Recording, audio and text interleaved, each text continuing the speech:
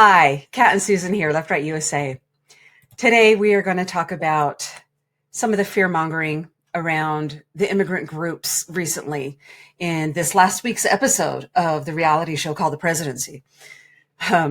These immigrant groups are really being targeted. The Somali immigrant group and the Muslim immigrant group and Americans in Dearborn, Michigan.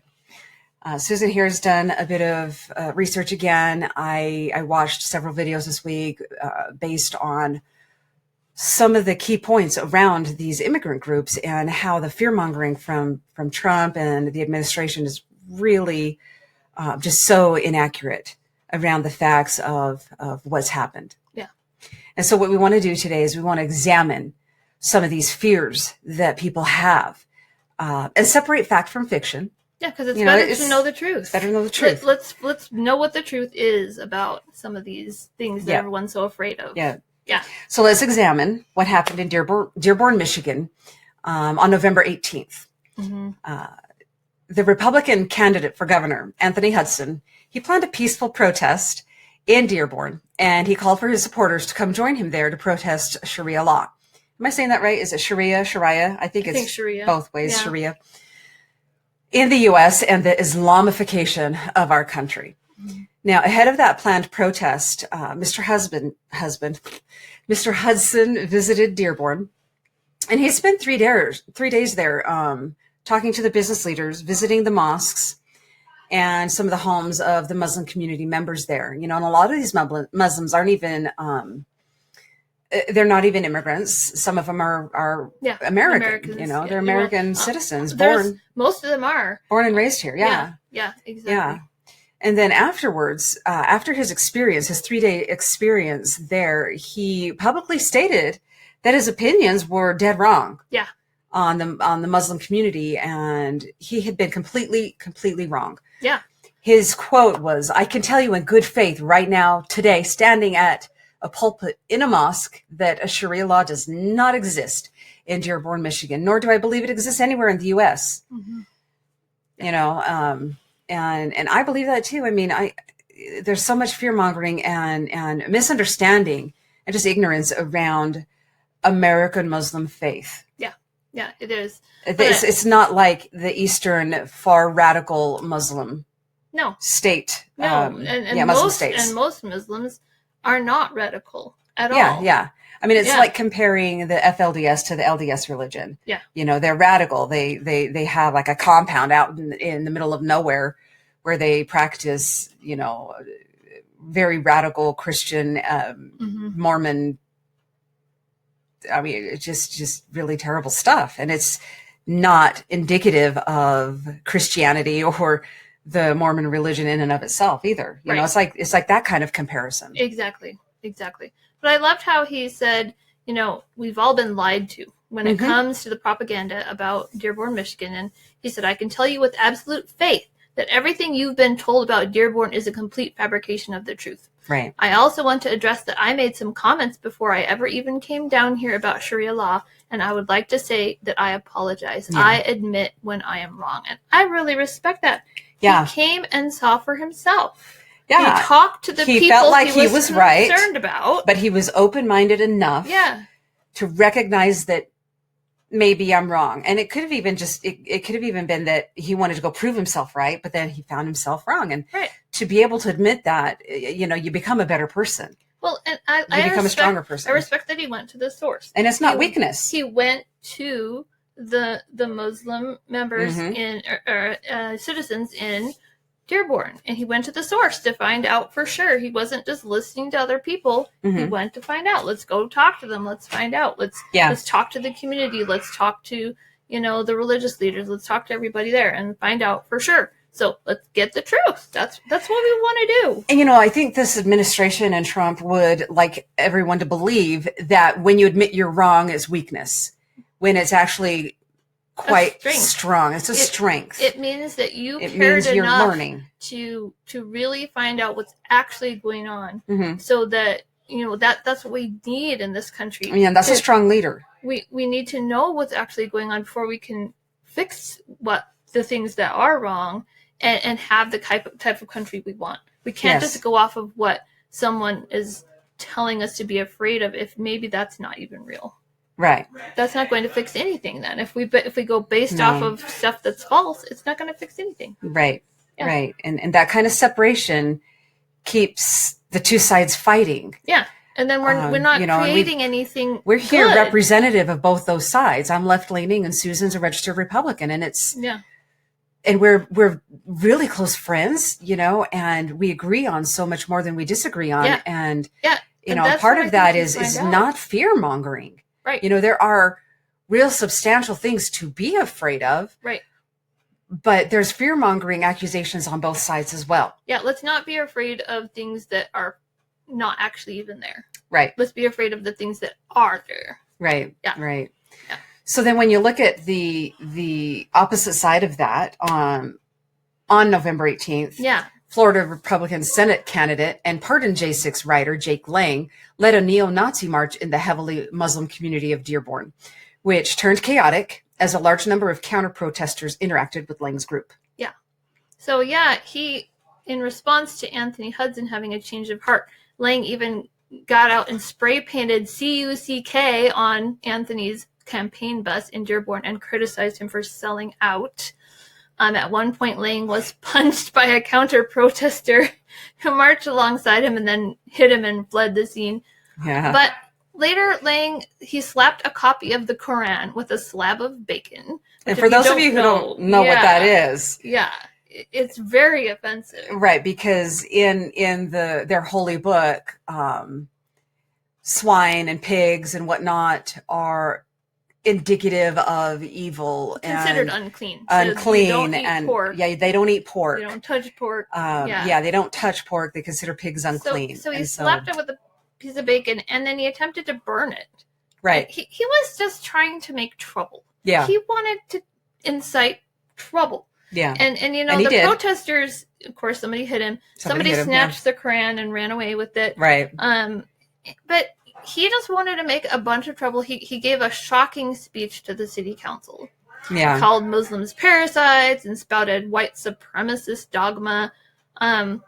He basically said, we don't want you. You don't live like we do. Yeah. That's what we don't want you in our country. Our founding fathers fought and died for white Americans. Came right out and said for white Americans. So he's definitely a white supremacist. You're outbreeding us. You'll never look like us. You'll never eat like us. You are nothing. You can build nothing. So it was a horrible speech that he gave in front of the city council. And you want to contrast those two men, right? Right. Because both of them didn't like Muslims. Right. To start. Right. Because both they thought they were different and evil. Or doing bad things or whatever. Right. So, and both of them were afraid of Sharia law taking over and bad things. But Anthony Hudson came there and talked to the people in person. He went to the source. Yeah. To find out. Yeah. And Jake Lang just wanted to come and cause trouble. I mean, he went to them, but he just did nothing but spout white supremacists. Right. And you got to look at what the foreign influence is about that propaganda, too, how it supports that. Yeah, because it turns out that Jake Lang is actually Jewish and a Zionist. So he wants to make trouble here in the U.S. So he's an agitator. He's got foreign influence agitator, and evidently his sister, served in the IDF and stuff. So, I say, let's watch out for that, because other foreign influences, other foreign countries, they have an interest in weakening our country. Yeah. And the more the divisive the two sides are, the more the weaker we are. The more we fight, the weaker we are. Mm-hmm. And so we can't fall for these foreign actor influences that are trying to make us fight and make us not create what we could create if we weren't fighting.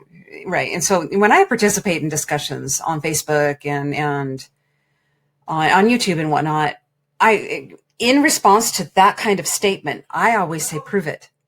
What is this propaganda? Who is spreading this propaganda? What is going on with that? Yeah, what evidence it's not do we have? Yeah. And so when we make these kinds of statements, we have researched it. We have backup research Yeah. to support these statements. Like, for example, X recently added a feature that shows what country an account is based from.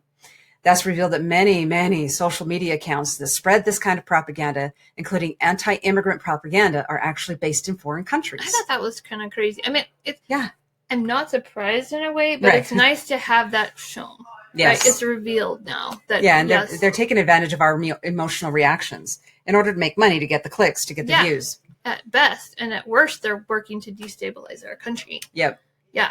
So we got to find out the facts. We can't make assumptions based on what is fed to us, right? So no ordinary or average citizen in our country stands to gain anything from inflaming feelings, widening the divide in our country. You know, there could be some people up top with lots of money and power that might, the oligarchy, they might have an advantage from making us fight more, because then we're not paying attention to what they're doing. Right, because, now we're talking about the U.S. groups that also use the fear-based propaganda to scare people into voting for them and agree to their policies. Right, and don't pay attention to how we're taking your money. Yeah, right, and we're tired of it. Yeah, we're tired of that being manipulation. manipulated. Yeah, exactly. So, some facts about the Muslim immigrants in the U.S. Let's share those facts now. Yeah, exactly. So what are the facts? So remember, Muslims are people that believe in the religion Islam. And there's approximately 2 to 2.5 million Muslim immigrants that live in the United States. And just to keep that in perspective, that's less than 1% of the U.S. population. 0.7%. Right. Okay. About 58% of Muslim Americans are immigrants. The rest are born here. Okay. Yeah. The largest share of foreign-born Muslims come from South Asia, that's 35%, followed by the Middle East, 25%, and then North Africa, 9%. So, Muslims can be a lot of different, nationalities or whatever. Yeah. That's the religion that they follow. So. Yeah. So we hear a lot of propaganda about Sharia law. Yeah. But what is Sharia? Yeah, it's a fear-mongering thing. But Sharia is actually... It's the name for basically their body of teachings, right? That people who believe in Islam follow. It means path to the water. Right. So it's drawn from the Quran and the Sunnah, teachings of the Prophet Muhammad, and it's for the purpose of helping humanity draw closer to God and live in kindness and justice. So the term Sharia is used by Muslims to refer to their values, code of conduct, and the religious commandments of their religion. But a lot of people, when they're talking about Sharia, they falsely equate it with criminal or hudud laws, which are centuries-old specific punishments for major crimes. Right. Only a tiny part of Sharia, and it can only be applied by an Islamic state, right? Right. Now, they're not really applicable usually in a modern context, but they are misused by extremist groups like the Taliban. Right. So they're the ones who are coming in and misusing these and applying them today. But you want to compare it to like the Old Testament. Right. The Old Testament has tons of severe justice criminal laws. Like you're supposed to stone people to death because they disrespected their parents and stuff like that. So if you wanted, you could try to quote from those and say, oh, that's what Christians want. That's what Jews want. We'd be way off base. Yeah. Because they don't even use them anymore. And it's the same thing with Sharia. Yeah. So we have to keep that in mind when you hear scary quotes about Sharia calls for this person to die if they do that. You could do the same exact thing with the Old Testament. And you'd be wrong. You'd be off base. Right. And based on the statistics and the facts, there are no communities in the United States that are under Sharia law. No. Or that have attempted to set up Sharia law instead of U.S. law or alongside U.S. law. Right. So the nearest example of Sharia law being used in this country from our research is that Muslims living in the United States can put marital disputes and other personal matters in front of a tribunal made up of leaders of their faith. Right. But other religions do the same thing. Yeah. My religion does, the Church of Jesus Christ of Latter-day Saints. We have, the stake president and all that. You can come in and take care of matters in front of them. So right. It's like mediation. Yeah, it's the mediation. Right. It's nothing to do with law. It's outside of our law. So then comes women's rights. Women's rights, yeah. Because people are very concerned about women's rights because we see, we see that in some countries. Because we see how women are oppressed in some of the radical Muslim-led countries. Right. And everyone's concerned about that. And those are Islamic states. Yeah, so, exactly. Yeah. Views on women's rights do differ widely in different Muslim communities, but authoritative experts on the Quran and Hadith say these writings clearly uphold basic rights for women. So they include the right to seek knowledge and teach others, to earn money and to keep what they earn, the right to inherit. Muhammad taught equal treatment of sons and daughters, that a woman had a right to marry and divorce, and advocated good treatment of one's wife. So that's, everyone should be able to agree on that unless they're extremely radical. Right. So some Muslim groups and rulers like the Taliban have followed interpretations of Sharia that restrict women's rights. But in other Muslim majority countries, you can't lump them all together. Women have these rights. Right. And over a dozen Muslim women have been elected to serve as heads of state. Yes. Including in Bangladesh, Turkey, Pakistan, Indonesia, Senegal, Kyrgyzstan, Mali, Kosovo, and Tanzania. Tanzania, yeah, that's what Tanzania? It is. Okay, yeah. Tanzania. So there's a lot of countries where they do have these rights, even to the point of being elected as the head of state, which we haven't had yet, really, in this country. Right. I mean, vice baby, but not yet. Yeah. So yeah, we would like to do that. Right. But see, these countries don't get a lot of attention. Right. Yeah. The countries that get a lot of attention are the ones that shock us with, like, right. Yeah. The women have to be completely covered from head to toe, and exactly. And that it should be fought against, but that's not what most Muslims believe. Right. Groups such as the Taliban, they don't represent that mainstream. No, they're definitely extreme and have been condemned by other Muslims. Yeah. So to sum up, Sharia means a path to water where people can drink and seek nourishment. Right. And Muslim scholars hold there are many valid interpretations of Islamic law, and there are some paths that might lead one astray. So it's only in more recent times that some interpretations of Islamic law have emerged that are far more intolerant and extreme. Yeah. Where the radical interpretations claim there's only one Sharia, one single path, and that only those who follow this path can find divine salvation. That is not consistent with what most Muslims believe. And that sounds like, the white nationalist movement as well. There's only one path. Yeah, it kind of does. Yeah. Exactly. So that is not what American Muslims believe. For American Muslims, Islamic law mostly governs aspects of private life. Yes. Yeah. It's not, they're not trying to make it take over for the criminal justice code or anything like that. Right. Yeah. But there still will be some conflicts with American values from time to time. Right. As has happened with many immigrant groups that come in. Right. Yeah. So they don't always perfectly mesh. Some differences are like Sharia forbids taking out interest-based loans. So they may not take out a home loan the same way we would. Right. A funeral and a burial must happen as quickly as possible. Alcohol is not allowed, But that's like the same thing as Christianity in many instances. Right. Like some forms of Christianity do not want you to be debt-based. They, they forbid alcohol, like the LDS religion. Word of wisdom, you don't drink, you don't consume caffeine, things like that. Right. But there's some other differences that are a little more problematic to American values. So polygamy. A very small number of American Muslims do practice polygamy, as do a small number of fundamentalist Mormons. Polygamy is illegal, so where it's practiced by whichever religion does it, the people involved marry religiously without civil marriage licenses.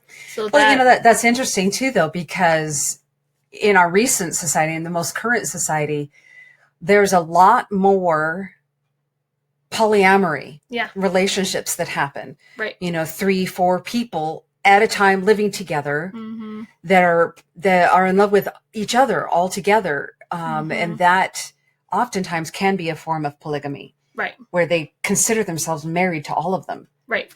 And that's as polyamory, which is an interesting take on relationships. I don't think I could ever do that, but I mean, I wouldn't either, but yeah, exactly. And then a big one, marriage to minors. Mm-hmm. So some American Muslims do believe in child marriage, but most don't. So traditionally, marriage was allowed as soon as a girl reached puberty, as young as 9 years old.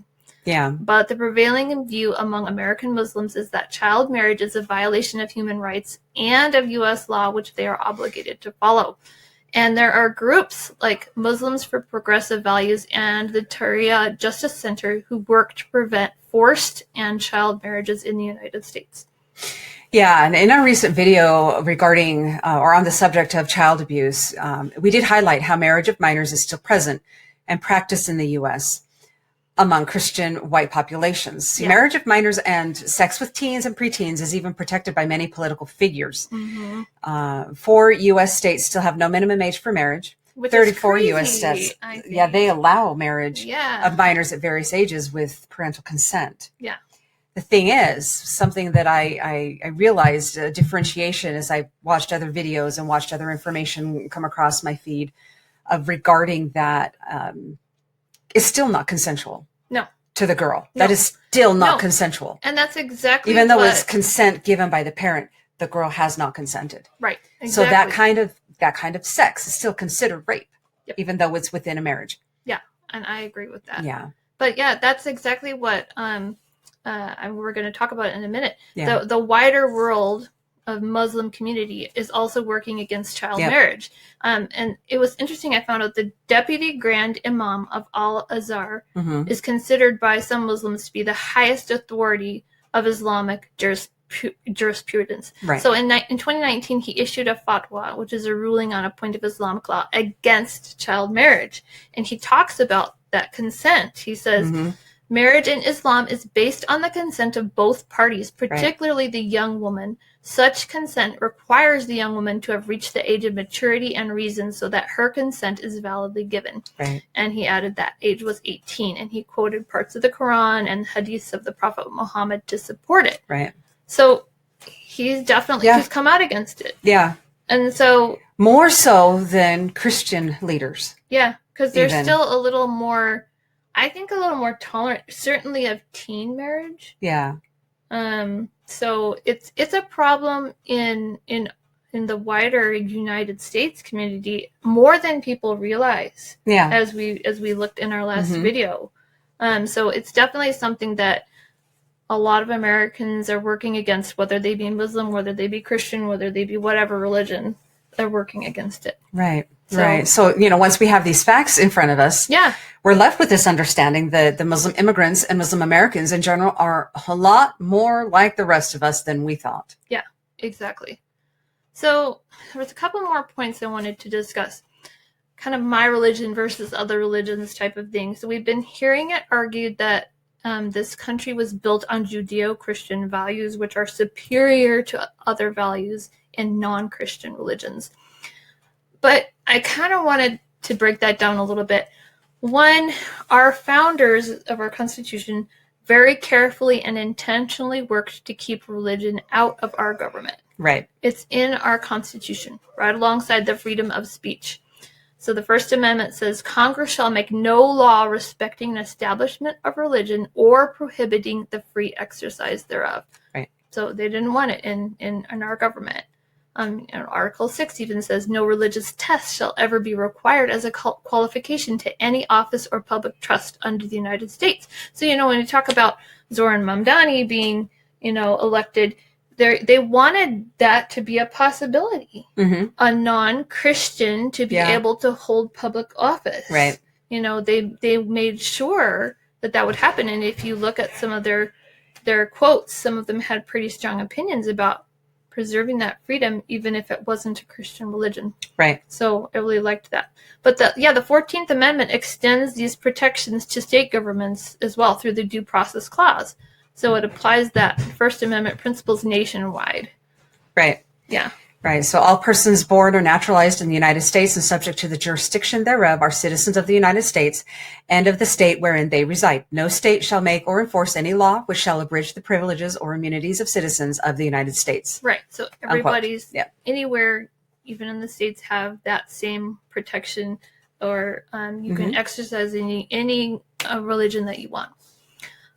So even if you accept the fact that we were not a Christian nation, because And the we're founders not. made carefully The founders that we were weren't. deists. I've Yep. still heard people argue to me that they were still the nation was still founded on Christian principles, which they say are superior to other religions' principles. So it's like ethics, right?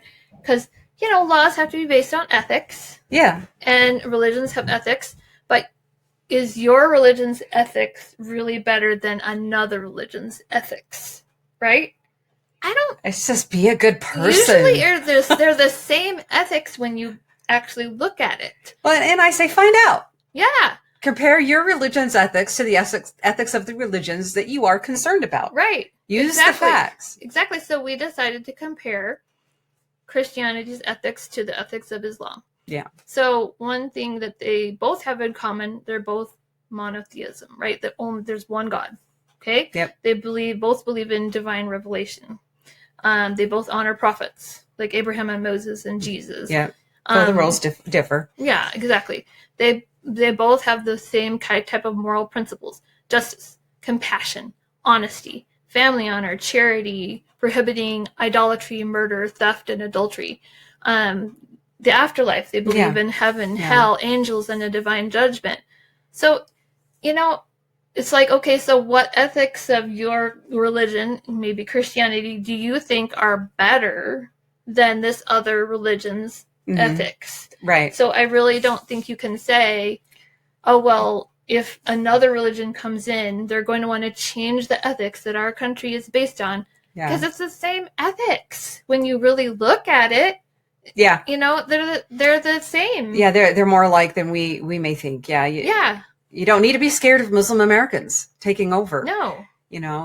We should be a lot more scared of the foreign influence. Yeah. That wants to divide us and weaken our country. Don't fall for it. No, exactly. Examine it. Find the truth. But so absolutely. Do you have a comment or a question? Drop it in our comments below or email us. And is there something you would like us to talk about in a future episode? Let us know. Check out our Facebook, Blue Sky, and Substack accounts to keep informed and get updates. And press the like button, hit subscribe to help get the word out. And welcome to the conversation.